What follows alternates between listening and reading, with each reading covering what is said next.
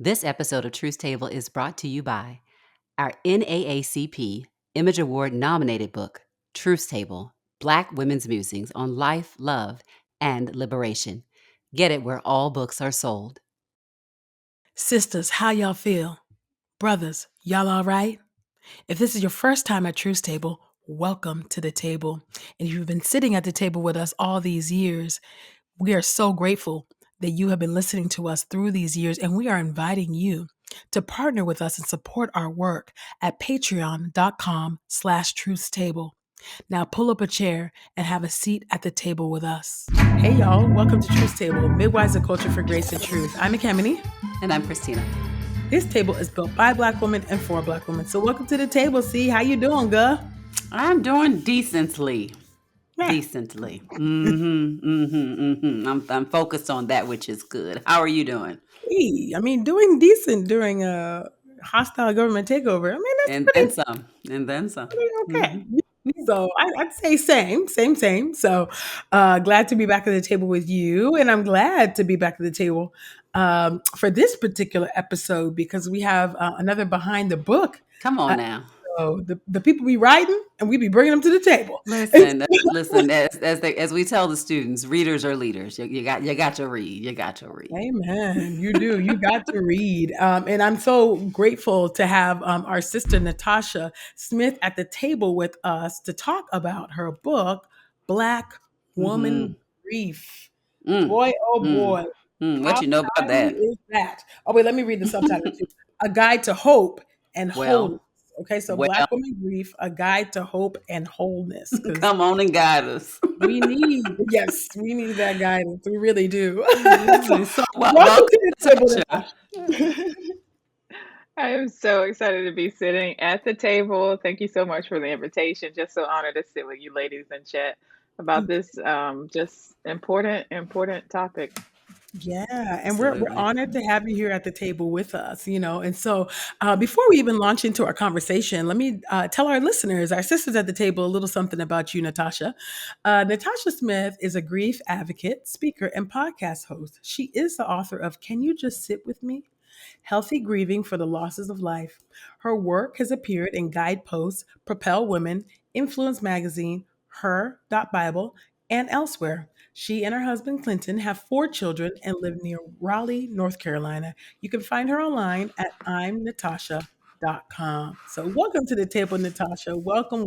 We are honored to have you and so excited to learn from you about Black woman grief. I guess my first question really is, can you talk to us about your own narrative, your own journey with grief that might have led you to write Black Woman Grief? Yeah, and a journey it has been and continuing, to kind of live out. But my story is that I sat with grief for 30 years, just experiencing a succession of losses. And when I say sat with it, meaning I experienced just deep grief and losses beginning in my teen years on into, late teen years, early 20s and 30s. Some of the losses included my half of my immediate family, the loss of my dad, 2 of my older sisters, and they were young when they died. They were 32 and 42, and I was younger because I'm the baby of the family. And then the murder of my nephew, losses to babies due to miscarriage and stillbirth. And so just like a lot of losses. And then when I say I sat with it, I didn't know what to do with all the grief. And in the earlier years, no one in my peer group had loss of really of any kind. And so no one knew how to, well, I didn't know how to process it. Those around me didn't know how to process it either. And so, I didn't know what to do with it until 2020. And so 2020, we were all kind of sitting in our houses because we couldn't leave anyways. And then everything that I saw on the TV, everything that was happening in our culture with pandemic, all the injustice that was going on, all the racial divide and the political year. I was like, all of this that I'm feeling, because everybody was grieving something during that time frame. All that I was seeing on the news and hearing and feeling and sensing from everyone else, I'm like, oh my gosh, this is how I feel on the inside. like, this is what the grief feels like, and I knew I had to get it out. Like, I was just so, it was kinda like I like to describe like the kettle or the pot that the lid is about to Yeah, the come tea off kettle, with. yeah, okay, Yeah. So it was coming off, like I had mm, to get it out, and so I started writing little bits and pieces almost, of my story, my grief story, because I hadn't been sharing it at all. And wow, so I shared bits and pieces across social and saw that it was really resonating with other people because other people were grieving, you know? yeah, And so that's kind of how it really began. Like I started to process a lot of my grief starting in 2020. mm, wow, Yeah. Yeah, that wow, was quite the year, and just a Mhm. worldwide cultural trauma yes, that people have shared in different ways, have processed that still in very different ways. Natasha, I'm just mm, curious about the messages that you would have received as you were growing up about grief, about people who grieve or the right to grieve. I'm just, as you think of, as you have shared with us so vulnerably, that really long, unwanted track record of significant losses. Mhm. And I'm just curious about what you would have seen, what you would have noticed from others, what permissions or lack of permission you would have gotten along the way about grief. Yeah, I love that question because it's more of a lack of mm, permission. Um, we often grieve how we see others who have raised us, our culture, people around us, how they grieve. And so my I guess example of grieving was okay, you have the right to grieve when you learn of the death and then at the funeral. Like that's your period to mourn. But after that, life just picks up and you pull up your pants every day and you're dealing with it on mm, your own or life goes on. Kind of a mm, it wasn't said to just get over it, but that was the attitude of it. You just keep yep, moving on. And so there wasn't a permission to grieve. Even, I grew up in the church and, grief wasn't talked about again. It's that mhm, time you have that permission at the funeral to cry your eyeballs out, but after that, it's not really a comforting space to weep and to mourn over losses. So I didn't have that, you know, shown displayed to me in that way. wow. Thank you for sharing that. It is quite sad that the church is not quite, you know, has not always made space, for Hmm. grievers, which is ironic when we worship a Savior who is very much acquainted with grief and sorrow, and who wept, right, Yeah. and who weeps with us. And even catches our tears, is what Isaiah says. You mentioned that it was in 2020 that you really began to give word to the lament and to the grief. I wonder or I guess I'm curious about.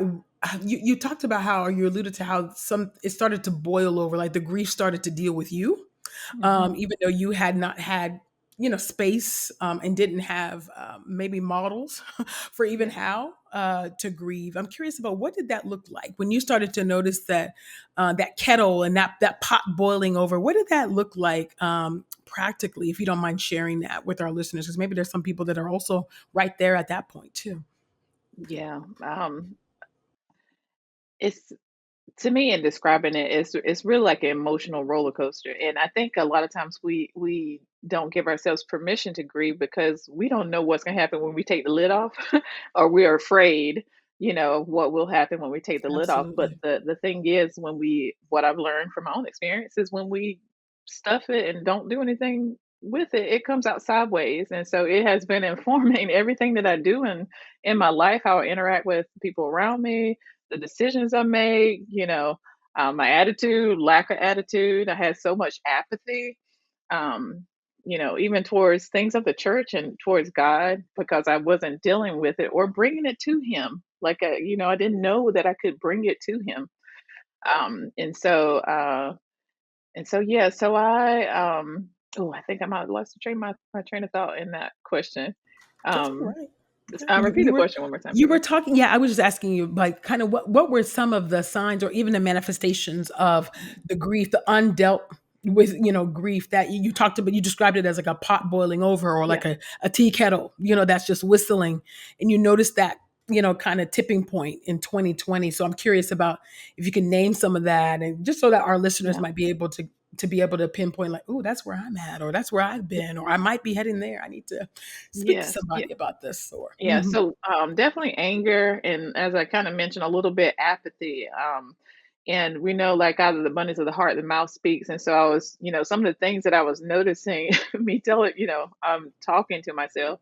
sure. It's like, I kept saying, like, no one cares, Mm, you know. um, and this is something that I had kind of came to the realization that I had these inner vows, like, no one cares. Those who love me leave me, even though it was because they died. They couldn't help right, that they died. right. But I, came to these realizations of, like, abandonment type Mhm, things that I was experiencing. So feeling alone, of course, feeling misunderstood in this grief, feeling that when I say nobody cares, feeling like God didn't care, right. or just being honest with Mhm, those emotions that are normal. Now I know, of course, that they're normal and natural, but sure. in that time frame, just getting honest with myself and God, Mm, like, how this make me feel, like all the emotions you can think of, anger, again, apathy, and deep sadness.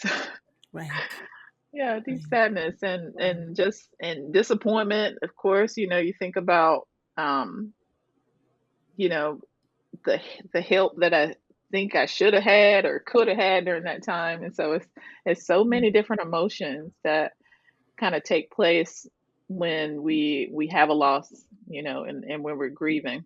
And so, yeah, so those are some of the things, again, watching what you're saying and what you're telling yourself at the time, because obviously God cares for me, but I had that inner vow, like, no one cares, including God, but I know that's not yeah, true. Hmm. that's good. Thank you. Thank you for your transparency on that. I mean, as you were talking, I was thinking about how, how our personal sorrow can feel so personal that it's exclusive. Ooh, Meaning, like, we hold it personally, and we hold it in a lonely way, um, as if there's no one else who's had loss. We know that, like, intellectually, but I think emotively, we can shape a world where it's just us in this sorrow that no one else could possibly get. And just the loneliness of that, the deep, deep loneliness of, and the presumptions of it. And then also the part where you talked about I interpreted as kind of the fear of our own feelings, which is why I think people stuff and they actually don't deal and do their work. And it is work, Natasha. Like, grief is actually work. And healing is work. Um, and so in some ways, in kind of being this grief guide and grief advocate, you are inviting people to do a work that every part of their body and their emotions are telling them, don't do this work. And they may Wow. even be incentivized by not doing the work, even though it's backfiring on them. So how do you compel people or extend your hand in invitation to the grievers amongst us to do this work of the grieving process? yeah. First of all, I love how you put it. Yeah, it is absolutely work of every part of you, mind, body, and spirit. And I feel like it is, the motivator is that when we don't deal with it, it's like looking at the flip side of that. When we don't deal with it, it affects every aspect of our life, including our health. And that's one thing, even research backs that up. Absolutely. I was just talking to, yeah, I was having a conversation, but I started to do even some added research because I'm like, Mhm. perimenopause type time Mhm. frame, but I cannot lose just a few pounds that I want to lose. And so I Mhm. was thinking about that thing even more. And one huge factor, I believe, is the grief. because of our cortisol levels and the Absolutely. stress hormone. Because Yes. when we hold those things in, we're holding other things in. That's right. We're not allowed. Our body is protecting ourselves from this danger, harm, traumatic experience that we don't want to deal with. But again, high blood pressure, all these different things that we've learned about that, if when we don't deal with our emotions, that it can really harm us. And so just bringing more awareness that it really does affect every aspect and area of life. Even from relationships as well, which is so huge. And I Absolutely. found that even in our marriage, you know not dealing with grief, because again, it comes out sideways. Like, I can be Mm, mad one day and I'm like, oh, my sister's birthday is this week, that's why I'm mad. I'm sorry, I'm not mad at you. It's like having that right. awareness brings this even higher level of communication, that where you can receive compassion versus lashing out at someone, and they're like, what in the world is wrong with you? Oh, I'm just Mm. grieving, I'm sorry. Wow. Yeah, no, I mean, goodness, you said so much there, but yeah, I often think about the impact of grief and undealt with, yeah, just undealt with grief and the trauma behind that and the impact on our body, Yeah. especially as Black women, Yes. and weathering, right? And Oh. how that all Mhm. contributes, to our health. And then you brought up perimenopause, like if the scale won't move or it's moving in the wrong direction, it ain't going the other way. It's just the stress of it all. Okay. Yeah. And so I felt all of that. So, even before we're going to take a quick commercial break. And then when we come back, we are going to launch more deeply into your book, Black Woman Grief. So let's take a quick commercial break. And when we come back, we are going to still be at the table with our sister, Natasha Smith, talking about her book, Black Woman Grief. So don't go nowhere. We'll be right back, y'all. Our NAACP Image Award nominated book, Truth Table, Black Women's Musings on Life, Love, and Liberation, is making waves and shifting culture. I closed this book feeling like I had just partaken in a multi-course meal, filled with grace and the courage to carry on. And I believe you'll finish this book feeling the same way. Morgan Harper Nichols, artist and poet. Buy Truth Table, Black Women's Musings on Life, Love, and Liberation at our website or wherever books are sold. As you can see, we're not good with asking for money, but we are asking for money today. And here's why.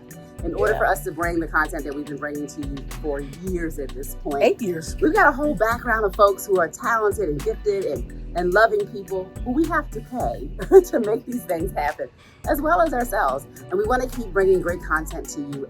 We are in a desert of truth right now. There seems to be lots of lies happening. Lots of lies. And so if you support the idea of promoting truth in any way, shape, or form, we invite you to partner with Truth Table and become one of our Patreon supporters. Yes, actually, when you become a supporter, you actually get the episodes a couple days before the rest of the world. You get truth early. Yes, you get to speak to, of course, communicate with us. Let us know your thoughts about the episode.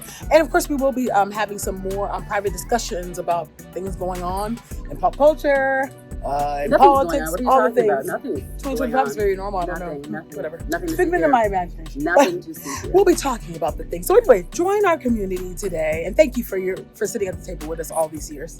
Bye, y'all. All right, and we are back at the table with our sister Natasha Smith talking about Black Woman Grief, a guide to hope and wholeness. We got to get to that part. That. But before we get there, by the way, let me just say, I love the cover. I love the very cover. Nice. I believe that the timing of this book release is, my goodness, the Lord knows. Okay, God's time is truly the best. But you wrote this book, Black Woman Grief, and I'm curious about why Black Woman Grief. Meaning, how is it different? How does Black Woman Grief differ from our Asian sisters, our Latina sisters, white women? I'm curious, is there something specific in particular about Black Woman Grief that it was important to name for you?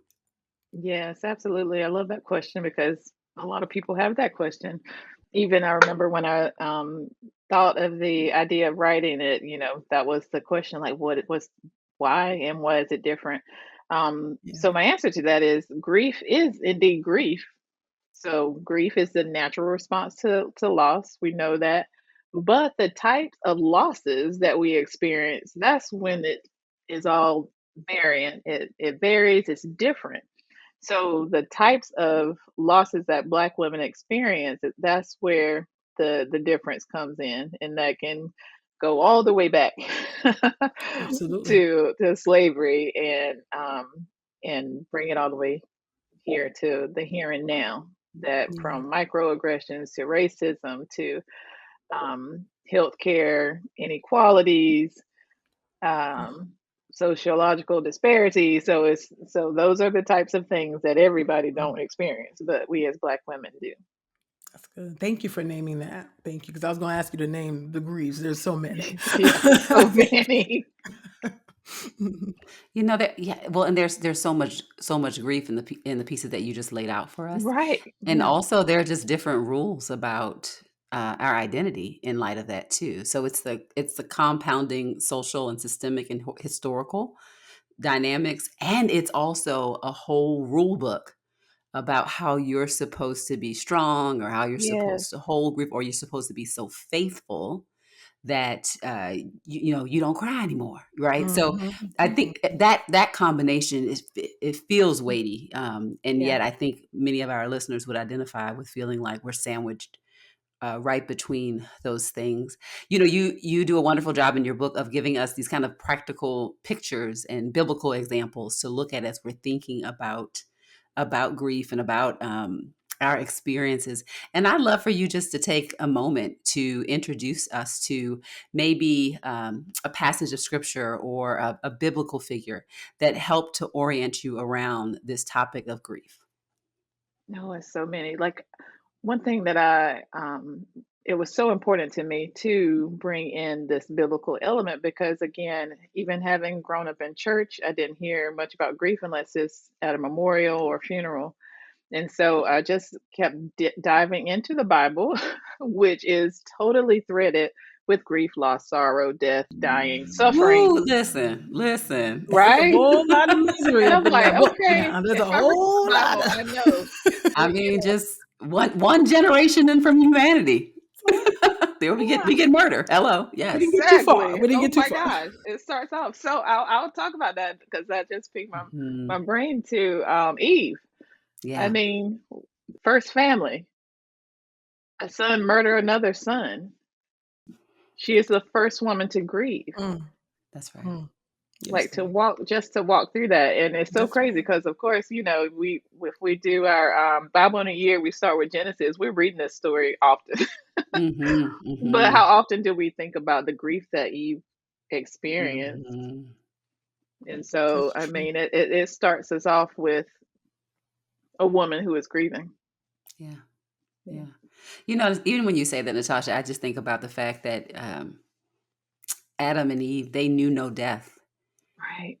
and had an expectation for life forever in many in many ways, right? And did live Yeah. a very, very long time. But yeah, for death itself to be introduced to them through the death of one child by another child, it's just Hmm. it's just catastrophic. It is Yeah. catastrophic. And so, yeah, to your point, there are so many ways that sitting with scripture, even if the church at times doesn't want to sit with it, because the church feels pain just like everybody else, right? Yeah.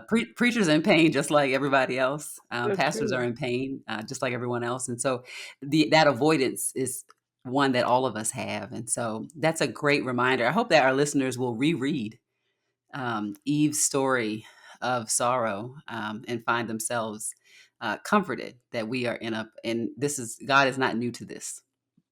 Yeah. Yeah, yeah. I love Yeah. that vantage point too, that you bring in, Natasha, about Eve, as like the first woman to, not only the first woman in creation, but the first woman to grieve, right? um and even God grieving, right? Yes. Grieving that both the very people that he formed and created and crowned, and gave his image, put his image on, dominion, everything. Yes. Everything that they needed, okay? Everything they needed, that they went the complete opposite way, and just that grief, of what that means, too. So when you have that lens, you see it Yes. all over the Bible, and it's not confirmation bias. It's all the way in the text. It is there if you have eyes, to see it. Speaking of having eyes to see, I do like to read. I would like to read an excerpt of your book and have you just unpack, a part of that. I was struck by the title of this chapter, and it's Unhinged Healing. I was like, all right. Things are feeling very unhinged right now. So that resonated. Hello.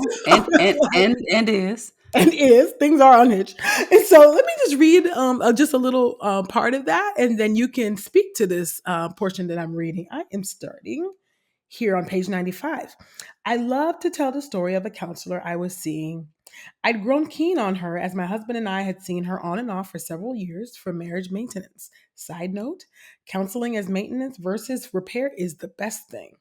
Since we were familiar with each other already, I started doing individual counseling with her after I wrote my first book. After getting all my grief stories down on paper, everything brewed and rose to the surface, too much all at once. Though I have already experienced so much healing, I still have a long journey ahead. We jumped into my grief timeline, starting from the beginning. After about 3 sessions, she asked if we could take a break because it was affecting her. I love this story because it affirms all the trauma I had been carrying for so long. It was a lot for anyone, even for someone who was listening to me talk about it. My trauma was too much for her. It's too much for me. But I'm grateful it's not too much for God. So if you find yourself exhibiting signs of emotional trauma, don't despair. You are not alone. I am with you and God is with you. As you become more aware of the signs and triggers of trauma and grief, you'll be better able to cope in day-to-day life. So I was really struck by that because I was like, oh my goodness, the therapist or the counselor needed a break. And I'm curious just about, if you could just unpack that and how that felt and just, I just was struck by that. I was like, whoa, I wonder how that must have felt to her in that moment where she's like, or he or she, whoever was like, I need a break, from that. Can you talk about just that excerpt in your book? Yeah. It's still crazy to me when I think about it, because again, I come from, like, my upbringing is like, there was a stigma against therapy anyways. And so, it was hard. I don't want to say hard, but I was hesitant anyways to do counseling or whatever. But like, as I mentioned in the book, my husband and I had started doing it for maintenance because we would just want to be able to communicate better because we were having these hangups in communication. And so we have been seeing this therapist. And so I was like, well, maybe I should just do, because the grief kept coming up, because it's going to come up. So my grief was coming up in our Sure. marriage session. So I was like, oh, I know, I need some individual work. And so that's what I signed up for. And sure enough, we she wanted to, start do this timeline thing. I was like, this is good because I really feel like I need to do like this one loss at a time, because it's accumulated. And it's so much when I put it all together. And so we went one by one, but yeah, on the third session she was just like, I just want you to know, this is affecting me. It's affecting me emotionally, and it's a bit much, so can we take a break? Is there something else you want to work on? I'm like, I was here to work on this. And so Hmm. needless to say, I don't see her like I didn't see her afterwards, because it wasn't the Right. support that I needed. And then having changed to another therapist, she was like, because therapists need therapists. And Yeah. so Hmm. that was her cue that she needed some additional support herself. Yeah. But I think for me, it kind of what I mentioned in the book, it did affirm, like, I'm carrying a lot. Like, I've been through a lot, so it was Yes. affirming in that way. And I've had other therapist friends that say, you experience more than some people do in a lifetime. And I get, it is what it is. And so, I hold that, I carry that. But it just caught me in a way that, again, just confirms too that it's not too much for God. It gave me Amen. that realization, like, yeah, it is a lot. It affirms Amen. that it's a lot. Um, and it's a lot for some people, but it's not too much for God. Absolutely. Yeah. Absolutely. Yeah, as I was thinking about that passage too, Natasha, and I was wondering, as someone uh who has a background in counseling psychology, I was thinking, Yeah. there are times, one, therapists are human beings, right? And your story is probably tapping on her story, but I also thought that there's also opportunities for us to model, um like pump the brakes. This actually, what you have grown to just be in and make happen and persevere through. Sometimes a friend or a therapist will say, like, I just want to remind you, this is a lot. This is a lot. This is a lot. And oftentimes we are pressing forward, and we've learned how to be in the midst of really difficult things. And so, um, but that was wise and transparent, I think, for that therapist to be able to say that, and for you to have this revelation of, I'm not actually too much, and even if I am for a person or even myself, God is more than able to Amen. carry me, from one place to the next. And I imagine there are other people who feel like their grief is too much, and they are also judging their grief. What I mean by that is, I think when you experience difficult things in your life, and then you are in conversation with other people who have experienced difficult things in their lives, people naturally start ranking. They rank experiences, and they start wondering, like, is this as bad as mine, or is this, should I feel this way about this, or is this over the top because I The wouldn't grief handle this like Olympics. this? Yeah, it's the Mhm. grief Olympics for sure. Yeah. And Mhm. and that's another way that we don't give ourselves permission to just feel the feeling that we have. How would you walk with someone who is doing that? And have you had that experience as well? Have you ranked or rated your sorrow and deemed it not worthy? Mhm. Those are all that's such a good question. Um, yes, is the the short answer. Um, and what I guess I've come to learn is that every loss is worthy of the grace and space to grieve, and to, I think, in ranking or trying to, definitely, compare or whatever, it's just not, it's not giving myself the space and to process what I have going on. It kind of bleeds into someone else's lane. So it's like it's my lane, their lane, and God's lane. I need to work out what I have going on. Not that we can't hold space for others, of course, but it gives us almost, it's crazy, but it's almost like that, comparison is the thief of joy. That type of thing is like you look at someone else's stuff and you start, it just doesn't work out well. Yeah. I wonder, Natasha, as one who has gone through or who is moving through and journeying through so much grief, because there's not an end point until we see Jesus face to face, right? So as Yeah. long as we're living, as long as we have breath, as long as we're loving, those people, because we know that love is eternal, will be grievers, right? If we when we're parted, from those whom we love. I'm curious about, whenever I think about grief, I think about Job, and I think about Job's friends, and I think about how not to be. And so I'm curious about, just through your own journey with multiple, with just with so much grief, how do you walk with others that are grieving? What does it look like to you? Do you have a best practice? Do you have, is there a way in which you approach a fellow griever? And I'd love to hear your wisdom on that. I love that question so, so much because, again, having began processing my own grief only it is really a short time when I think about it since 2020, being all the things that I went through prior to. Yeah. I feel like I'm so much more careful in walking alongside with people. One of the huge things that I learned was to not say I understand. It takes Mhm. intentionality for me to not say it because I've been through so much, you know? So if I'm walking alongside somebody, mm, they like they want somebody to affirm, to witness their hurt and their pain, not for me to start telling my stories. You know, it's not my time.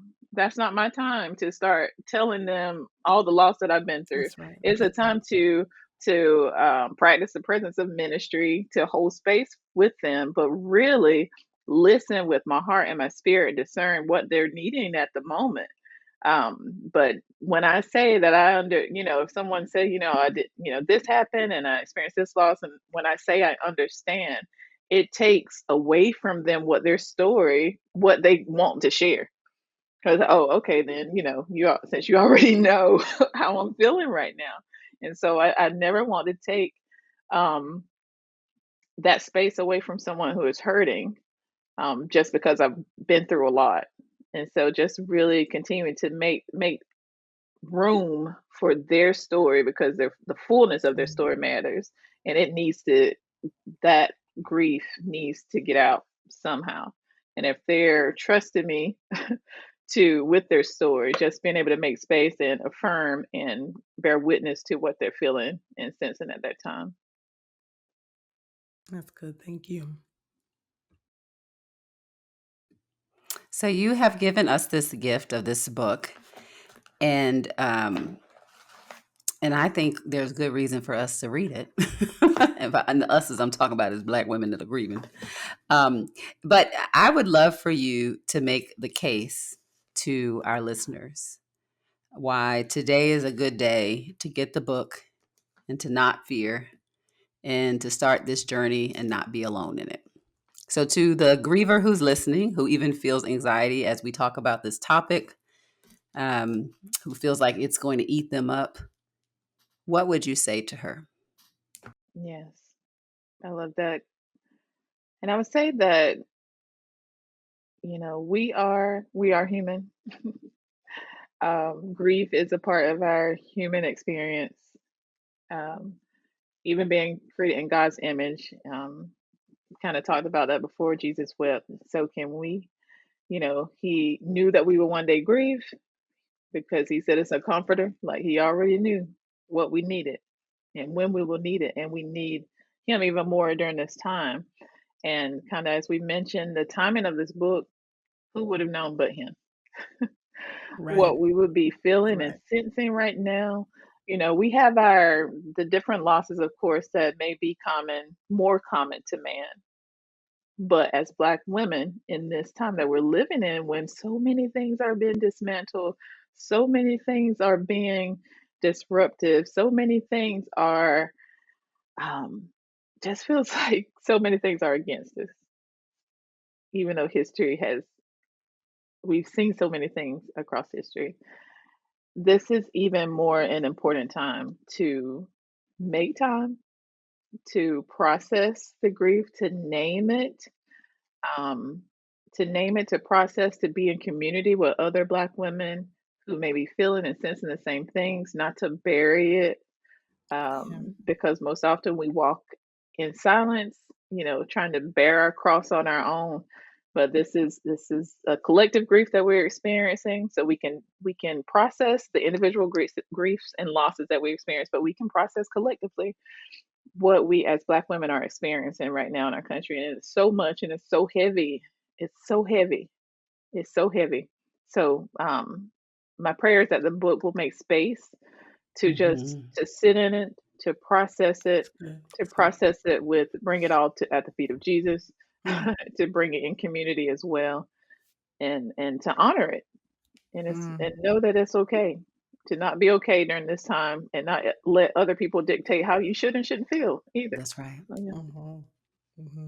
Well, that's good. Thank you. Thank you so much for that, Natasha. I have one more question for you. Um, as people, grief is so ubiquitous. Even if people don't name it as such, or many people are grieving something, someone or something, a hope, a dream, a person. You name it, somebody is grieving something. I'm curious about the subtitle, A Guide to Hope and Wholeness. How do fellow grievers get to experience that hope and wholeness? How do they get there? Because with grief, oftentimes we can sometimes be just weighed down with despair, even as believers, even though we don't grieve as those who grieve without hope. And yet sometimes we can feel very much like we are without hope. And so I'm curious about how you would hold a fellow griever's hand and lead them toward hope and wholeness, because Lord knows we need both. Yes. I love the practicality of the both books that I've written so far. Just having practical tips, because this quick story, like growing up, or even in some of my earlier losses, like church members said, just keep your hand in God's hand. And I'm like, wow, that's great. But I don't know how this is going to help me practically. Like, what does that mean? Like, what does that look like? How do I do Right. that? Hold on to this unchanging hand. Listen, if Yes. this unchanging hand ain't holding on to me, it ain't gonna happen. Listen, you know the song. You know the song. Listen, that's all we got for you, song lyrics right now. That's what we got. I can tell you right now. It ain't Exactly. So like I need some practical things. And so really just giving practical tools, like writing a burn letter, like doing breath prayers, these things that are practical. They don't take all day, but it makes space for us to process grief. It makes space for us to name what we're feeling, and assigning, like feelings will, assigning a feeling to it, and giving language to how we're feeling, and Yeah. giving understanding to it as well. Yeah. Thank you. Thank you for that. And of course, y'all should, not can, should purchase Black Women Grief, A Guide to Hope and Wholeness, so that you can get more of those practical Absolutely. tips on Yeah. and advice, on how to journey toward hope and wholeness, even as you grieve. I think Mhm. we're in good company when we recognize that we are with fellow grievers, and yet Yeah. we do know that the scripture is true, that we do not grieve as those who are without hope. And so, That's right. thank you, That's Natasha. right. Thank you. Thank Yeah, you. it's written as a really incredible, resourceful Mhm. guide, a map. And certainly people can read it individually, but I would even Yeah. suggest for some people to read it in community with others, and really practice some of these things together. And even if you're a person that's listening who's like, well, I'm Mhm. not grieving a person right now. To Ekemini's point, I just think that we're just in a world of delayed dysfunctional grief. Yes. And so just read it preemptively. Preemptively. Okay. just, Okay. just get it into you. So, Natasha, I know folks are going to listen, Mhm. and they're going to want to know how to get the book, learn more about you, and follow your work. So help the people know how they can journey more with your wisdom. Thank you so, so much again. They can find the books, Can You Just Sit With Me, as well as Black Woman Grief, wherever books are sold. And then they can connect with me across socials at I am Natasha Smith. And same for my website, I am natashasmith.com. Wonderful, wonderful. Well, thank you, Natasha Smith, for sitting at the table with us this week. And of course, we want to thank our sisters for sitting at the table with us as well. So let's keep the conversation going. Please share your thoughts about this episode behind the book, Black Woman Grief with Natasha Smith. You can talk to us on Instagram, Threads, or Facebook at Truth Table, or you can email us your thoughts at asktruthstable@gmail.com. Black woman, we do have Black Women's Facebook Discipleship Group on Facebook. So make sure you follow us on Truth Table on Facebook and join our group. Answer all the entry questions, and then you will be admitted into the group. And please invite your friends too. Don't forget to rate and review the show on iTunes and subscribe on your favorite podcast player. Truth Table has a Patreon account, so y'all can send your love offerings to patreon.com/truthstable, or you can bless us at our PayPal, which is paypal.me/truthstable. Truth Table's audio producer is Joshua Heath. Our video producer is Daryl Bradford, and Truth Table's executive producers and hosts are Ekemini and Christina Edmondson. We'll see you soon on the next Truth Table. Bye, y'all.